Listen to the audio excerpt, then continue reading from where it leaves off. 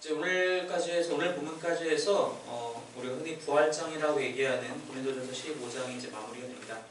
마치 부활절 전주에 이게 다 마무리가 돼서 다행인 것 같고, 이제 그리고 나서 이제 16장에 가서 이제 사도 바울이 마지막 마무리를 얘기하고 또 교회에 대한 인사를 전하면서 고린도전서를 이제 마치게 됩니다. 이 부활에 대해서 사도 바울이 이제 마지막에 하고 싶은 이야기는 무엇이냐? 마지막 날에 마지막 때가 다가왔을 때에 어떻게 일어날 것인지, 어떤 부활의 사건들이 실제로 드러나게 될 것인지를 언급하면서 이제 그 모든 것이 하나님의 은혜이고 모든 권세를 이제 꺾으신 하나님을 찬양하면서 그렇기 때문에 그러한 한 소망을 주신 주님께 늘 헌신하며 살아가기를 다시 한번 다짐하자라고 사도 바울이 권유하면서 이 15장을 이제 마무리를 하게 됩니다. 오늘 본문 첫 구절을 보니까 사도 바울이 우리가 성경에서 쉽게 볼 수 있는 그 비유를 똑같이 활용을 합니다. 무슨 뜻이냐?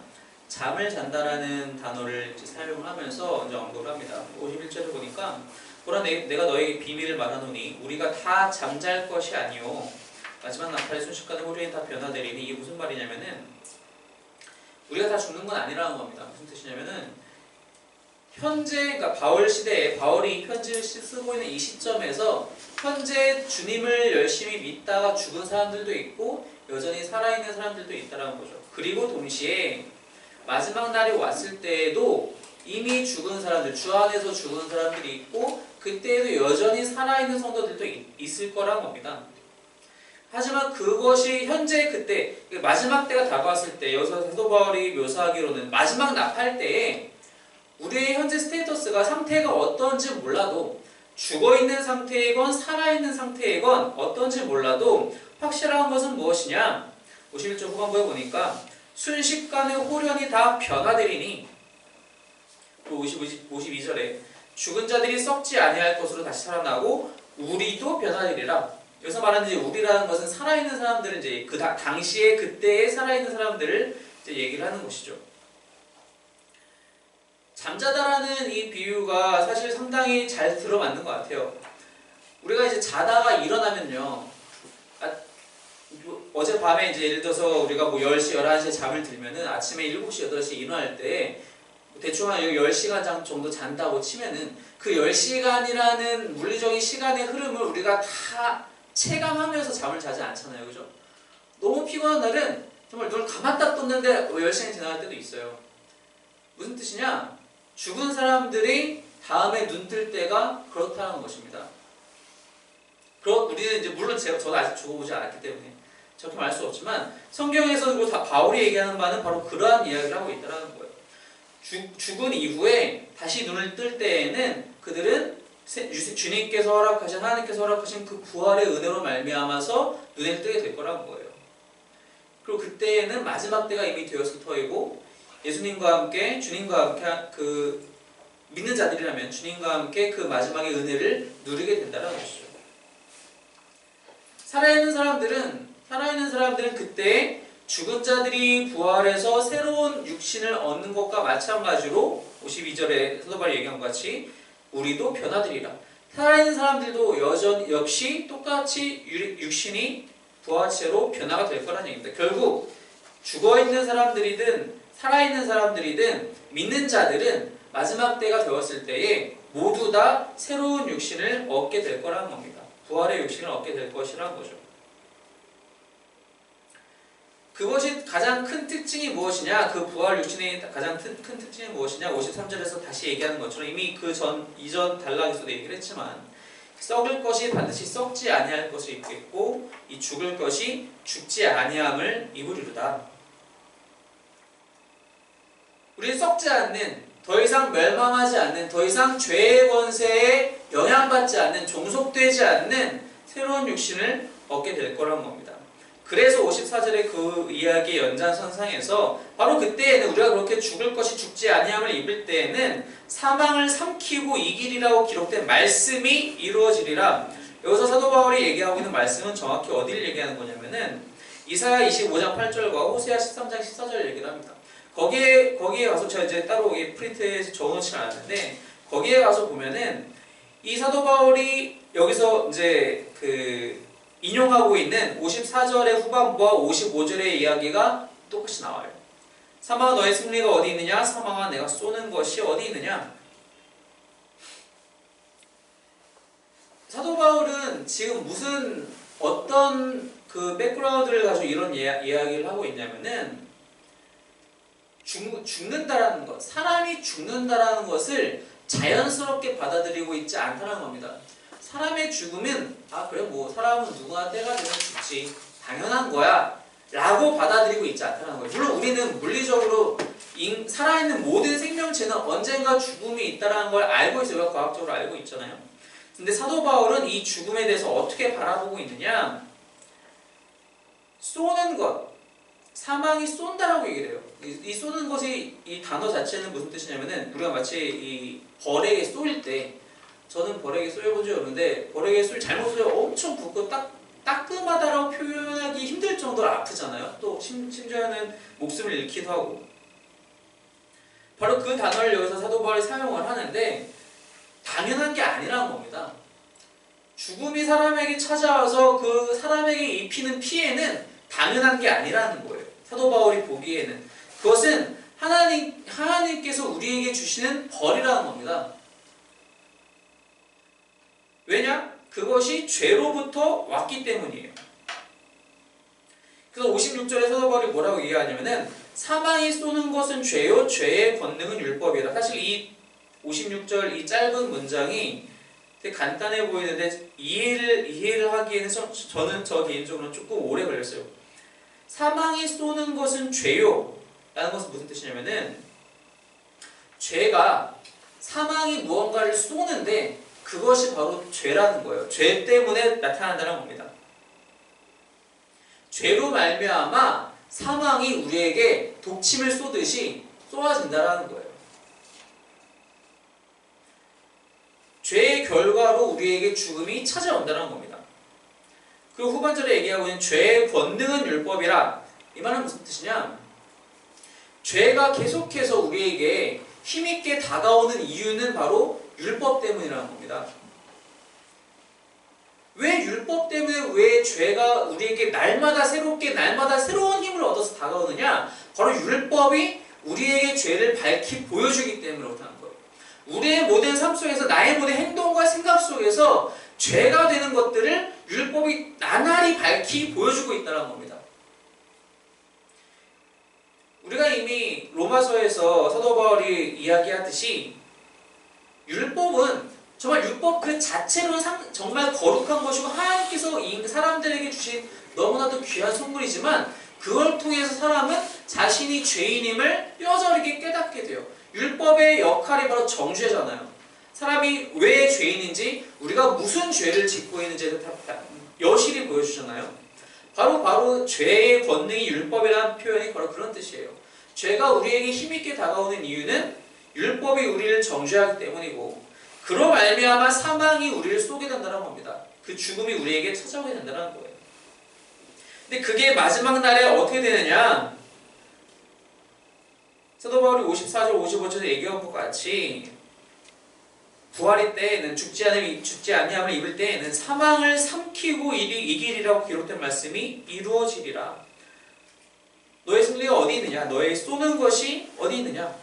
우리가 이미 앞달라에서 이미 다 얘기했다시피 마지막 그때에는 주님의 발 아래에 굴복되어 있는 모든 권세가, 죽음의 권세까지 포함해서 그 모든 권세들은 완전히 소멸될 거라는 겁니다. 그렇기 때문에 사도 바울은 이러한 이야기를 이제 할 수 있게 된 거예요. 그때 되면은 그 모든 권세는 완벽히 소멸될 것이기 때문에 지금은 굴복되어 있고 여전히 우리들은 때가 되면 죽게 되지만 그때에는 그 모든 것들이 사라질 것이다. 그러면서 57절에 얘기하기를 우리에게 승리를 주시는 하나님께 감사하노니, 예수 그리스도로 말미암아 우리에게 승리를 주시는 이 모든 것에 대한 승리를 주신 하나님께 감사하노니, 그러면서 마지막 당부를 하죠. 그러므로 내 사랑하는 형제들아, 견실하며 흔들리지 말고 항상 주의 일에 더욱 힘쓰는 자들이 되라. 이는 너희 수고가 주 안에서 헛되지 않은 줄 알미라.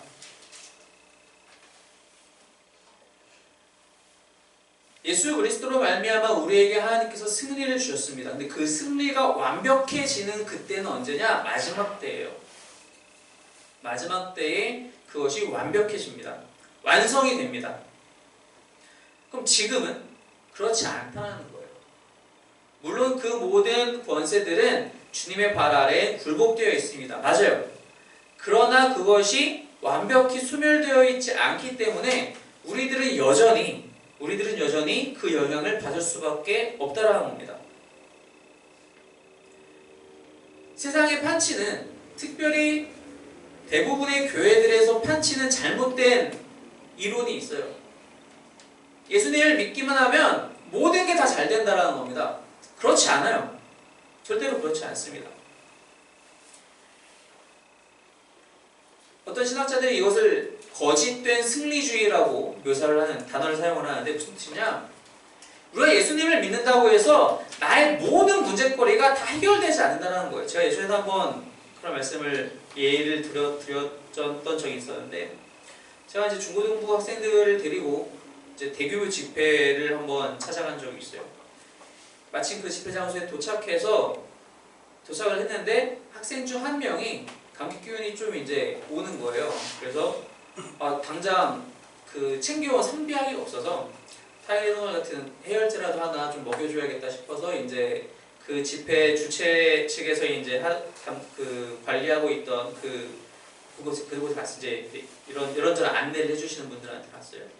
혹시 타이레놀이 있나요? 그랬더니 집사님 혹은 권사님처럼 되시는 분이 한 분이 무슨 왜 약을 먹어? 여기까지 와서 기도 열심히 해야지. 그러더라고요. 좀 기분이 많이 나빴어요. 아니 약 먹는 거랑 당장 애가 지금 열이 나서 타이레놀 먹는 거랑 기도하는 거랑 기도를 안 하겠어요 제가 전도사가 돼서 당시에. 이게 바로 거짓된 승리주의예요. 예수님 믿으면 절대 아프지 않다. 예수님 믿으면 절대 나쁜 일이 안 생긴다. 거짓된 승리주의입니다. 이게 바로 그렇습니다. 아니에요. 예수님 믿어도 우리는 아플 수 있어요. 불의의 교통사고도 당할 수 있어요. 우리가 망할 수도 있어요. 이러한 것들이 아니라고, 이것은 다 나쁜 것이고 우리는 예수 믿는 순간 다 만사형통한다고 얘기하는 사람들이 있다면 오히려 그 사람들을 우리는 피해야 돼요. 사도 바울은 분명히 얘기하고 있습니다. 마지막 때에 이러한 모든 것들이 소멸될 것이라고 분명히 얘기하고 있다는 것입니다. 그때까지 우리는 여전히 치열한 전투 같은 삶을 살아갈 수밖에 없다는 것입니다.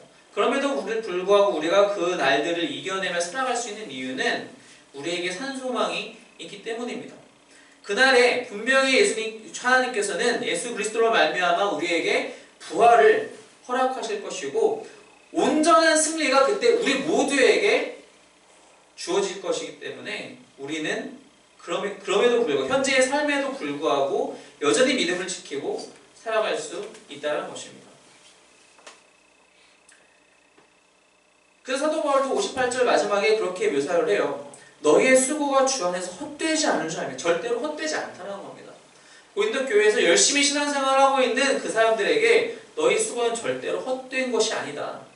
너희는 지금 멍청한 짓을 하고 있는 것이 아니다. 세상 사람들이 얘기하는 것처럼 즐길 거 못 즐기고 누릴 거 못 누리고 사는 것이 아니라 너희는 진짜가 무엇인지 알고 그것을 붙잡고 살고 있는 사람들이다. 너희의 수고가 헛되지 않다. 부활은 진짜다. 15장을 마무리하면서 우리가 이제 어떤 이 부활의 기쁜 소식을 통해서 어떤 메시지를 같이 우리가 정리해야 하느냐? 첫 번째는 겸손해야 한다는 것입니다. 왜냐? 우리가 이해할 수 없다고 해서, 우리가 부활을 이해할 수 없다고 해서 그것이 가짜가 되지 않는다는 거예요. 사도 바울도 사실 명확하게 설명할 길이 없었어요. 왜냐? 사도 바울이 부활의 메커니즘을 제대로 알았다면 설명했을지도 몰라요. 혹은 알고 있었지만 설명할 필요를 못 느꼈을 수도 있겠죠. 사도 바울이 여기서 묘사하는 것은 부활 이후에 우리가 얻게 될 은혜에 대해서 얘기하고 어떻게 우리의 세포 단위의 변화가 일어나는지에 대해서 절대로 설명하지 않아요. 왜? 우리에게 이게 필요가 없기 때문입니다. 그렇다고 해서 그것이 사도 바울이 그렇게 설명하지 않는다고 해서 우리는 이해할 수 없으니 가짜라고 얘기할 수 있냐? 그렇지 않다는 거예요. 지난 주 중에 여러 가지 뉴스가 있었는데 그 중에 한 가지가 가장 세계를 들썩였던 뉴스 중에 하나가 무엇이냐면 블랙홀의 그림자를 드디어 촬영에 성공했어요. 아인슈타인의 100년 전에 아인슈타인이 만들어낸 상대성 이론이 증명될 수 있는 길이 열렸다고 합니다. 그 블랙홀이 지구를 기준으로 해서 5,500만 광년에 떨어져 있는 블랙홀이라고 해요. 어떤 사람이 이렇게 얘기를 해요. 그게 어떻게 5,500만 광년이 떨어져 있느냐? 난 못 믿겠다. 그러니 가짜다. 자신이 이해할 수 없다고 해서 모든 것이 가짜 되지 않는다는 겁니다. 자신이 이해할 수 없다고 해서 자신의 머리로 들어오지 않는다고 해서 우리가 무엇을 가짜라고 얘기할 수 없다는 거예요. 우리가 부활이 어떻게 이루어지는지 알 수 없다고 해서 가짜라고 할 수 없다는 겁니다. 우리는 다 알지 못해요. 우리는 다 이해할 수 없어요. 그래서 우리는 겸손해야 합니다. 하나님이 우리를 어떻게 구원시키시는지, 어떻게 우리를 사랑하시는지, 우리에게 어떤 것들을 예비하셨는지, 우리를 마지막 날에 어떻게 예수 그리스도와 함께 그 하늘나라에서 함께 살게끔 하시는지 우리는 알 수 없어요. 그래서 이제 이사야 선지자도 또 동일한 얘기를 하시잖아요. 하나님이 그 메시지를 전파하잖아요. 나의 길은 너의 길과 다르고 나의 생각은 너의 생각보다 높아서 너희가 알 수 없다고. 우리가 100% 이해할 수 없을지라도 하나님께서는 이 모든 은혜들을 준비하셨고 우리에게 100% 주시기로 작정하셨다는 겁니다. 그것을 믿어야 한다는 것입니다. 우리가 그분 앞에 겸손해야 한다는 것입니다. 하나님께서 우리에게 놀랍도록 100% 주시는 이 진리의 은혜를 내가 이해할 수 없다고 거짓으로 치부해서는 안 된다는 것입니다. 그것이 바로 교만이죠. 내가 모든 것을 이해했으면 내가 신이죠. 하지만 그럴 수 없다는 거예요.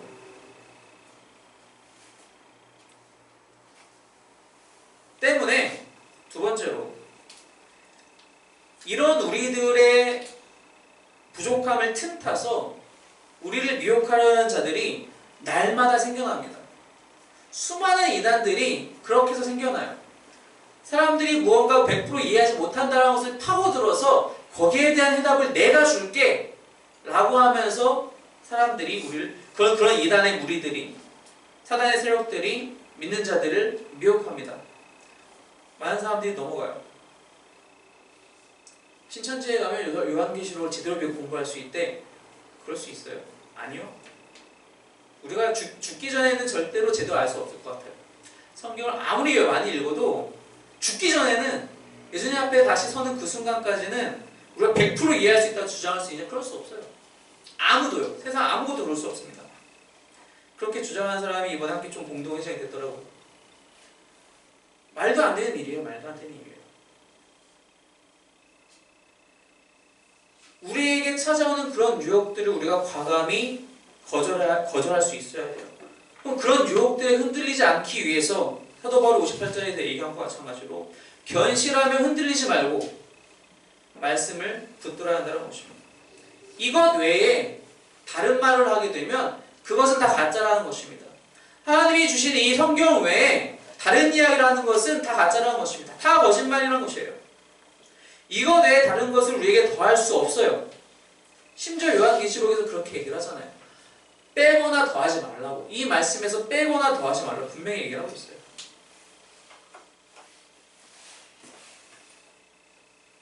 이러한 일들이 우리에게 날마다 찾아와요. 지금까지 겪어오지 못했다면 앞으로 분명히 찾아올 거예요. 그래서 아까 제가 말씀드린 대로 우리가 지금 그 마지막 때 바울이 얘기한 것 같이 마지막 나팔 소리가 들릴 때까지 우리는 정말 치열하게 살 수밖에 없어요. 그 삶의 시간 속에서 우리는 아까 말씀드린 그 거짓된 승리주의와 늘 싸워야 합니다. 예수님 믿는다고 다 잘 되지 않아요. 예수님께서 십자가에서 돌아가신 이유는, 그리고 부활하신 이유는 나의 죄를 속하기 위해서지 우리의 연봉 때문에 내가 수능을 만점 받기 위해서 내가 건강하기 위해서 예수님이 돌아가신 것이 절대로 아니라는 겁니다.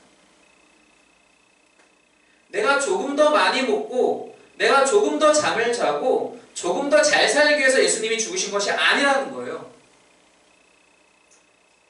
우리의 죄를 위해서 죽으셨고 부활하셨다는 것입니다. 그리고 분명히 그 마지막 때 그 모든 것을 이기시고 모든 악의 세력을 모든 죄의 세력을 소멸시키실 것입니다. 그때까지 우리는 사도 바울이 고린도 교회의 성도들에게 당부하는 말과 같이 항상 주의 일에 더욱 힘쓰는 자들이 되라. 주님의 일이 무엇입니까? 예배드리는 것 네 맞습니다. 교회에서 섬기는 것 맞습니다. 이웃을 사랑하는 것 맞아요. 복음을 전파하는 것 맞습니다. 우리에게 허락하신 사명대로 살아가는 것 그것이 다 주님의 일입니다. 거기에 힘써야 된다는 거예요. 세상 사람들은 그게 가짜라고 그게 헛수고라고 얘기하지만 너희가 진짜 좋은 걸 놓치고 있다고 얘기하지만 우리는 그것에 매달려서 그것에 더욱 힘쓰며 살아가야 한다는 것입니다. 왜? 부활이 진짜이기 때문에 그 마지막에 소망이 우리에게 있기 때문에 그것을 허락하실 분이 하나님이시고 그 하나님이 우리에게 그렇게 살라고 말씀하셨고 명령하셨기 때문에 우리는 바로 그렇게 살아가야 한다는 것입니다. 부활은 절대 성도들을 게으르게 만들지 않아요. 어차피 나중에 다 우리 부활할 건데 뭐 우리 다 용서받은 사람 아니었어? 절대로 우리에게 그런 나태함을 허락하지 않습니다. 그 부활의 은혜를 주신 분은 여전히 우리에게도 말씀하고 계세요. 마태복음 28장에서 끝날까지 세상 끝까지 봐서 나의 제자를 삼고 가르쳐 지키게 하라. 동일하신 분이 동일하게 말씀하고 계시다는 겁니다. 너희 수고가 주 안에서 헛되지 않은 줄 알고 있다. 바울만이 아니라 하나님께서 그 수고를 분명히 알고 계십니다. 마지막 때까지 바로 이 믿음을 지키는 여러분이 되시길 소망합니다. 이 믿음을 지킬 수 있는 유일한 근거가 바로 하나님께서 우리에게 주신 이 말씀 그리고 그날에 허락하실 부활의 은혜임을 늘 잊지 않고 살아가시기를 주님의 이름으로 축원합니다. 함께 기도하겠습니다. 지금 기도할 때에